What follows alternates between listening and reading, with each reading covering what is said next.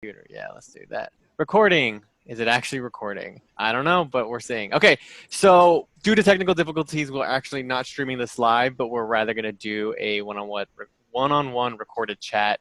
And I'll post this online everywhere that needs to be seen. Sorry, guys, your questions can always be put into the comment box, and I will respond to them directly. I have my notifications on, so that will come to me whenever, and I'm sure John will hop in and out on those questions as well. Yeah, But cool. Thank you, John, for joining me. This is very exciting. absolutely. Sorry about the technical issues, man. Like, that's no fun, but it is what it is.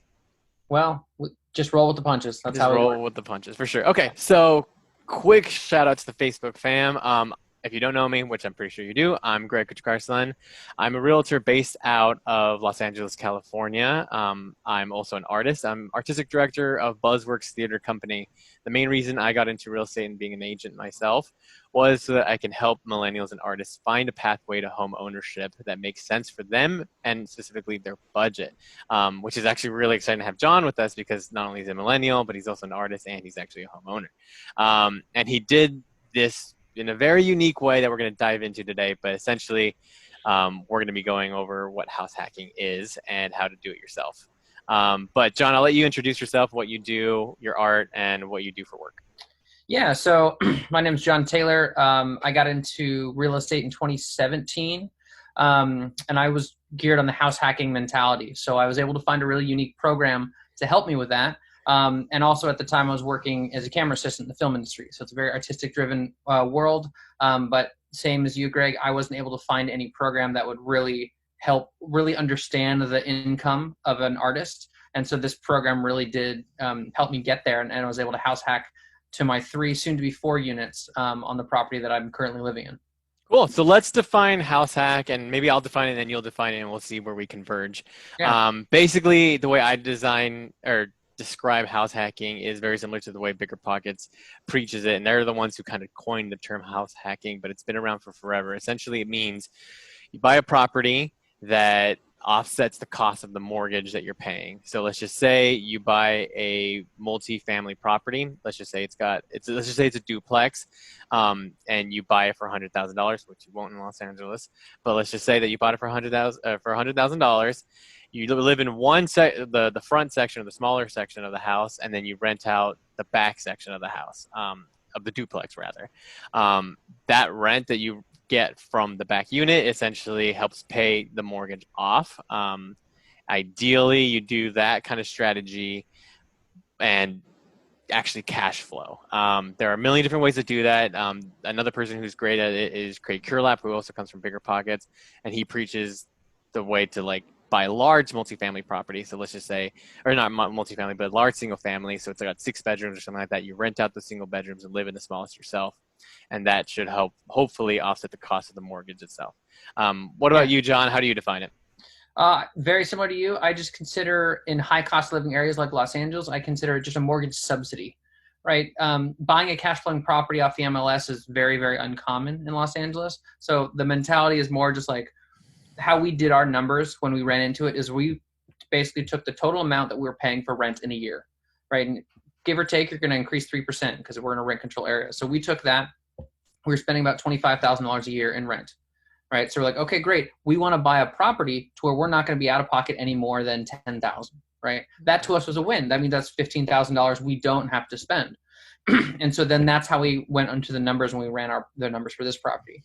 I got fortunate in the fact that this property, eventually, I'm still converting the 4th unit to be legalized. We will actually be walking away with cash in hand at the end of this entire complete renovation. So it just needs to understand that mentality that it's not like you buy a place and then all of a sudden you get $2,000 in your mailbox every month. It's like you buy a place and your $4,000 mortgage might be $2,500, might be $2,000, might be $15,000, depending on how the property, depending on a lot of factors. But it's just that mentality of saying that you're saving the money and that money is going toward your principal, it's going toward your mortgage, and you're gaining more wealth by getting more equity. So essentially, you're a landlord. Yes. Okay. 100%. Not essentially, you are a landlord. Yeah. Cool. So if I understand it correctly, you currently have 3 units that are currently legal, and then the 4th unit's on its way to being 100% legal, and you'll be renting that property, and you should be getting how much a month from it? So the unit makeup that I have right now is I have a duplex. Each side of the duplex is a 1 bedroom, 1 bath for about Okay. 450 square feet. And then I have a single family standalone house. It's 3 bedroom, 2.5 bath. And then I'm converting a garage into an ADU right now, so it'll be a studio. The house right now we're renting for 28.75. We have a 1 year lease on that one. The front unit is just going up for rent right now. It's going for 17.45. And then the studio will probably be about 15.95. So a total income of around 63.15, if we can get the rents. I mean, obviously the market dictates what they want to pay. So being that 2 units are still unknown, we're still running conservative numbers. But our mortgage is about 5,000 a month. Our expenses around 300 to 400. So once we're fully occupied, we're still going to be walking away. And I mean, walking away, I wanted to understand means that we make more money than we spend on the property. That Hmm. money is just going to go for repairs, capex, maintenance, all the things that come with property ownership. Okay, so I want to talk about what CapEx is really quickly, just because you dropped it in there. It's capital expenditures, which is essentially all the things that are going to cost money over a course of time. So the roof, plumbing, XYZ. Do you have any other things you I want to add to define that? capital expenditures as items that can be depreciated that are not fixtures in a property that need to be replaced once every a certain number of years. Versus maintenance is things that just break, that will break, that are going Right. to break. I had a broken pipe last week. I had a sewer burst 3 weeks ago. Yeah, That wasn't fun. that's Sewer not breaking fun. is a capital expenditure versus a leaky pipe is just maintenance. You Okay. know, so So yeah, let's talk about that a little bit. Then part of the reason why I put that this is house hacking, how to live for free in Los Angeles for free, dot dot dot. Kinda, it's because you're kind of doing it. You're not actually doing it. In that, like, when you moved into this property, you actually had to have some cash in your bank. So you didn't yeah, just like walk in with keys in hand, no money out of pocket. You were good to go. Can you tell us a little bit about the actual process of buying the house, how much you spent on it, yeah, and the whole shish kebab?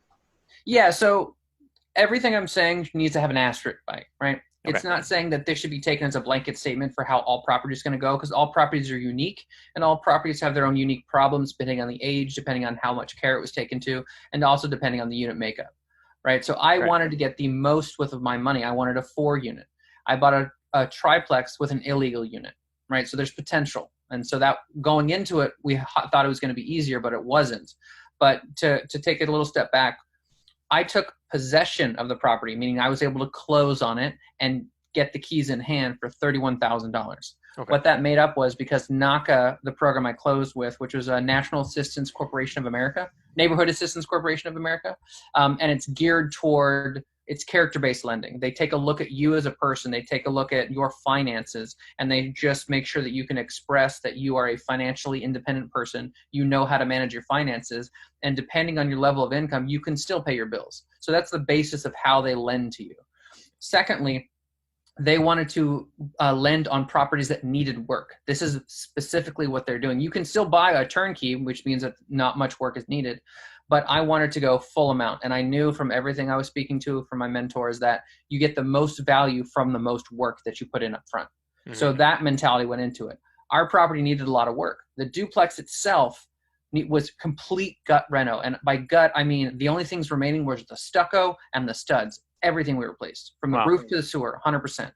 Right? That ended up saving us in the long run simply because now my capital expenditure budget for the next 5 years is going to be very low because everything's new. There's not going to be a lot of things that break. There still will be some, Yeah. but not a lot. So we get into the property for $31,000. That was $4,000 in closing costs, and then I bought the rate down. What that means is the lender gave us a rate of 4.125%, right? I Okay. could pay more money at closing table to say, you know what, I'm going to have this mortgage for longer. I'm going to give the lender money, and as a reward, they're going to lower my interest rate over the life of the loan, right? Mm. So Okay. that's called buying the rate down. We bought Cool. that down. So I put 10,000 down for my earnest money upon closing, and then I bought the rate down for 17,000, and then I paid 4,000 in closing. So they handed me the keys. I took ownership for $31,000. $31,000. The Okay. property was listed for 860. Hmm. It's in terrible condition at that time. We negotiated it down to 725. So we closed Wow. for 725 with 31,000 per possession. Second side of that, we're in rent control. In rent control, there's a legal term called cash for keys. A lot of landlords know this. Bigger Pockets knows it. It's everything. But in Los Angeles, it's very expensive. So there was a tenant in here. She was paying $800 a month for the front unit duplex. We knew from our market analysis that we could probably get $1,700 for that unit. So that's $1,100 difference. Over a whole year, you're talking about $13,300, like that we could just make up. So if the renovation on that side cost us $40,000, we'd make our money back in 4 years, right? That's how we run that math. It's not a immediate cash flow. It's a make sure it's a cost benefit analysis. So we had to pay that tenant out, but the rule for this area was I had to pay her $20,650. That was a predetermined amount that was set by the city, and I basically have her sign a sheet saying, the oversight committee, I give you this money and you walk away, no harm, no foul. But I had to give her $20,000, which was just, it hurt. That hurts. It hurts so much. But my mentors who I was talking to, like, look at the long run. This is a property that I'm going to have for a while. So we ran the numbers and we're like, okay, great. At the rents that we're collecting after 28 months, we've earned that $20,000 back, right? That's how we ran the math, because it's all about math and taking the emotion out of it. And then the NACA program allowed me to finance the renovation budget into my loan. So it wasn't like a separate loan. It's not like I have my mortgage and then I have my renovation. We just merged it, and that's the amount that they can let me borrow. They could let me borrow up to 110% of the appraised value, not the value that I closed on. So because we got it for $725 and we had an appraisal in hand that said it was $860, if I wanted to, I could borrow all the way up to $946,000 on this property. I didn't want to borrow that much, but so I borrowed a total of $156,000, and with closing costs and everything, it came out to my mortgage was at $920,000 for this property. And I want to make sure that 156,000, 7,000, whatever it was, wasn't coming out of your pocket. It was actually a part of the. No, that did not come out of my pocket. That was financed. That means that they said, okay, we approved this budget. Now my mortgage principal balance was $920, and I'm just paying off a $920 principal balance. Okay, so let me summarize this really quickly and just slam it down so that everyone gets an idea of what's going on. Out of pocket, all the money that you had in your bank, how much did you come to the property with? $31,000. I took possession of the property. Took possession of the property, and then $20,000 more to buy out the tenant. So buy out the tenant. So then once I had a fully vacant property, it was around $51,000.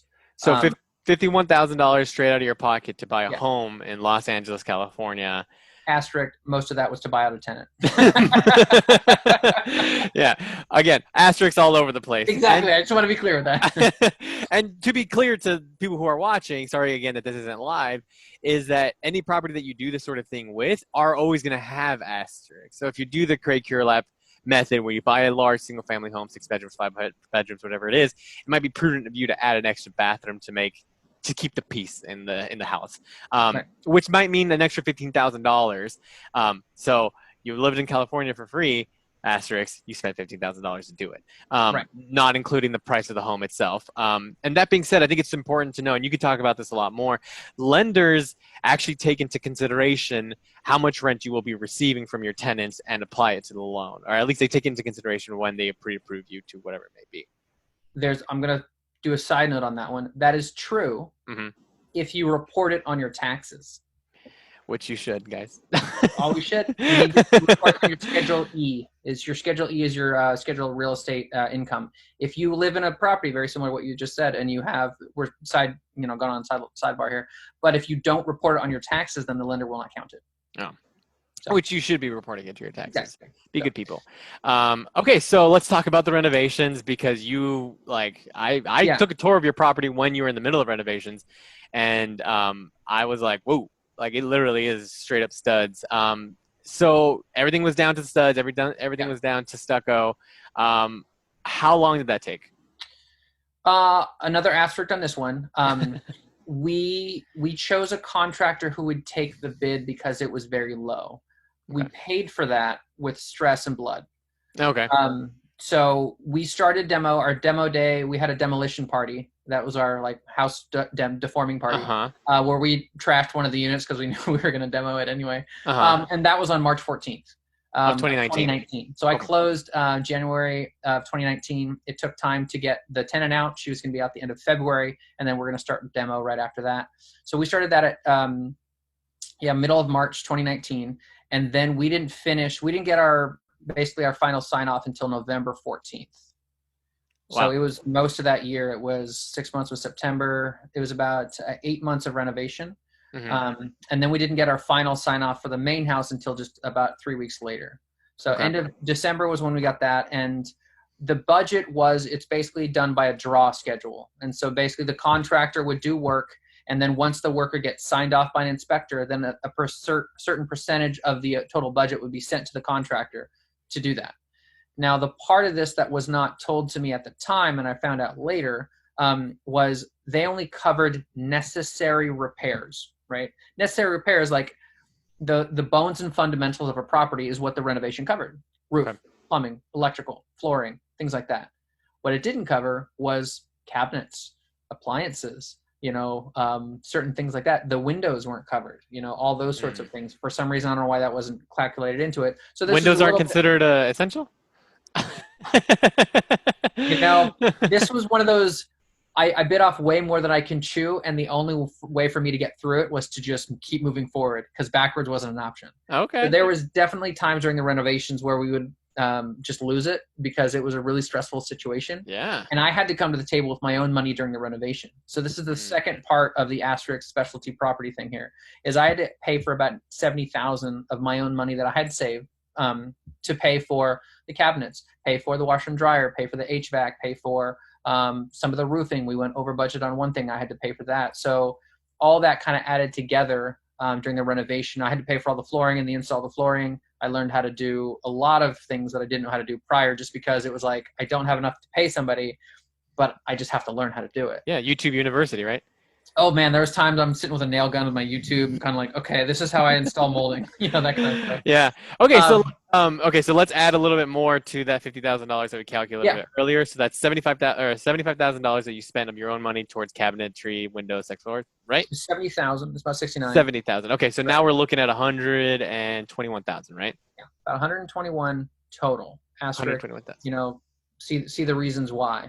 That seems like a huge sticker shock, because obviously I took possession for the property for 30, but then to get it fully rented and actually have it rent ready, it cost me 120. So that number might be huge.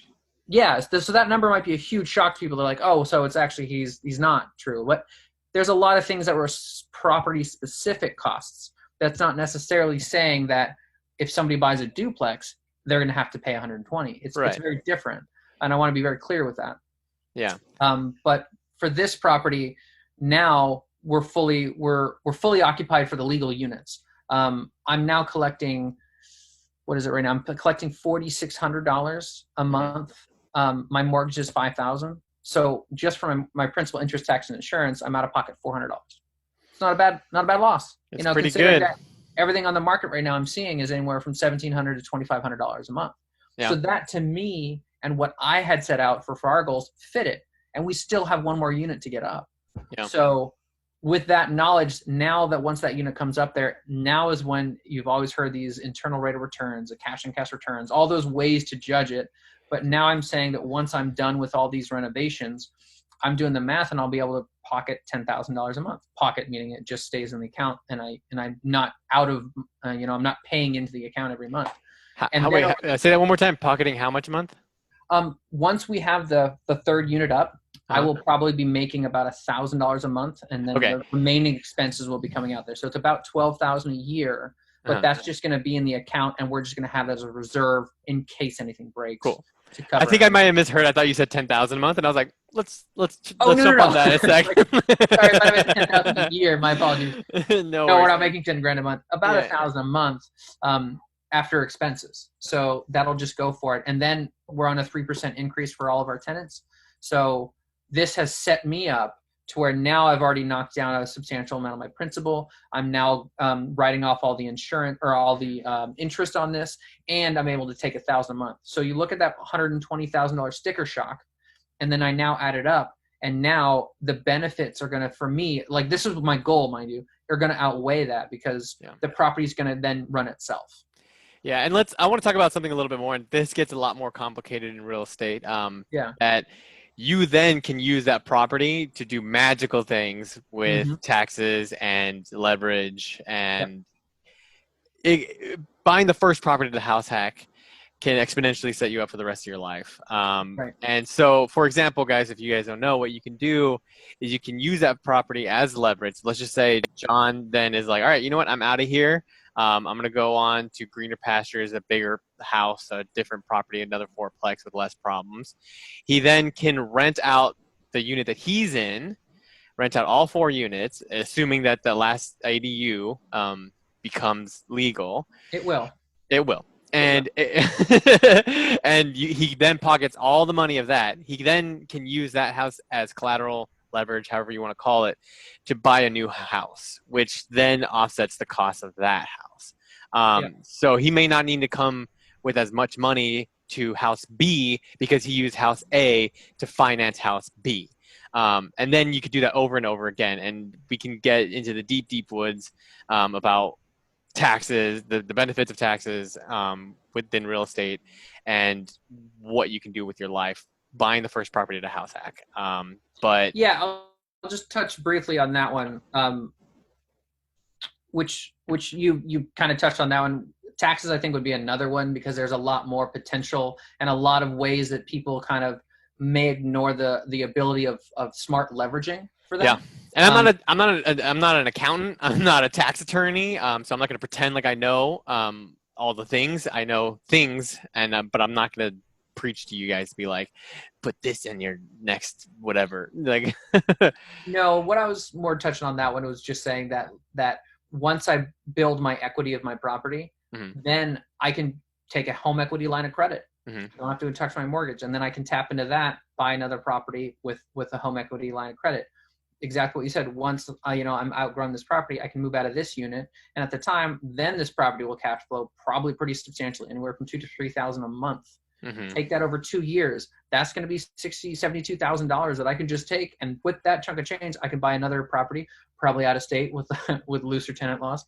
And so then this has set me up to where my $120,000 has exponentially allowed me to just really understand the power of real estate. And this is what people are always saying when they say power of real estate is the leveraging potential. Yeah. The fact that a lender can see and then go, oh, you already owned a property. Great, you're in the real estate club. Then we can help you with the next one. And Yeah. no joke, there are lenders who say, do you own your primary? If you own your primary, then they can give you an investment loan. Yeah. And this is just kind of like it's on the long game. That's what we're doing this. I wasn't doing this for flipping. We're not doing this to get a quick buck.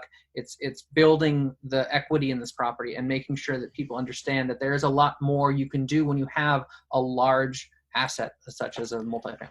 Totally. Okay, so cool. I think I'm going to do a Facebook live chat about that and how you can leverage that later on in the future, but not right now. What I do want to talk about also is this chat is called Living in Los Angeles for Free. Los Angeles is huge. That can mean Long Beach or it can mean the far edges of Burbank. Right. Do you mind sharing where in LA you are without Yeah, giving it to any specifics? I'm in Northeast LA. We call it NELA. Okay. So it's basically east of the 5, north of the 110, south of the 210, kind of Pasadena area. And kind of touched on, like, when we were looking, this is also something that if someone wants to house hack, I have met young folk who want to house hack. They're like, yeah, I want a house hack in Silver Lake. I was like, it's Yeah. kind of a really, like, Yeah. it's a nice area and it's an expensive area. Yeah, But me too, dude. Me too. exactly, I know. So what we looked at is our search criteria. I know we're kind of all over the place on this one, but our search criteria was desirable adjacent, right? Because LA is it might be spread out, but there's a lot of sub pockets and there's a lot of areas that you can just find that are relatively nice and still have enough amenities, but you're not going to be competing with Silver Lake. But that means that if people want to live in Silver Lake but not pay Silver Lake prices, then you can be like, well, here you're 15% less in rent and you're only 8-minute drive, those kind of things. So those are the areas that we were looking at. Basically, we wanted to be close to the majors. We wanted to be close either to, Hollywood or close to downtown or close to Pasadena. We wanted to be within, a stone's throw. For sure. And that's what our search criteria helped narrow down what we're trying to buy.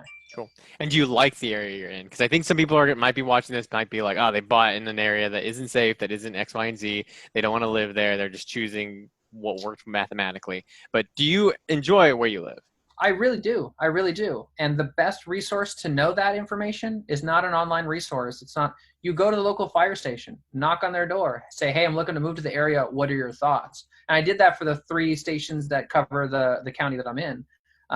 It was just basically direct. And they were like, yeah, about 10 years ago, it was a terrible place to live. But they have firsthand experience of that. Yep. And it's an unbiased opinion. You're not saying like, I'm interviewing you and holding to your word. You're basically saying, hey, what's your opinion? And they said recently within the past 5 years, it got a lot better. And then now there's more development happening. A good thing to also look for is if you see a Starbucks that has just opened up, they have way more tools to analyze that than I do. Yeah. And so I'm just like, I'll jump on that bandwagon. There was a Starbucks that opened up about 1.5 miles away. We're like, all right, that's pretty good. Yeah, I always tell people if they're looking for that sort of thing to look for the newest Sprouts, the newest Whole Foods, and the newest Trader Joe's. Yeah, within a 2 or 3 mile radius of that. Yeah, because the marketing team behind those folks is massive, and they have done way more than most people can and have the power and capability to do. But that, yeah, I've heard of people knocking on firehouses, going to police stations, talking to mail, like the mail couriers. That's a pretty good way. They're always in a rush, so try not to like stop them so much. Be like, hey, really quick, do you like the area? And I might be able to give you a thumbs up, thumbs down. But nevertheless, we're coming up on the 25-minute mark, so I'd like to get to like the conclusion of this. Would you do this again? You went through a lot of heartache. You went through blood, sweat, and tears. You are still going through it because one section of it isn't completely done. Yeah. Going July or August 2020. Yeah. Would you talk to January 2019 John and be like, bro, like do this again or don't? What were you at? I don't regret anything. Nice. And the reason is because I learned so much.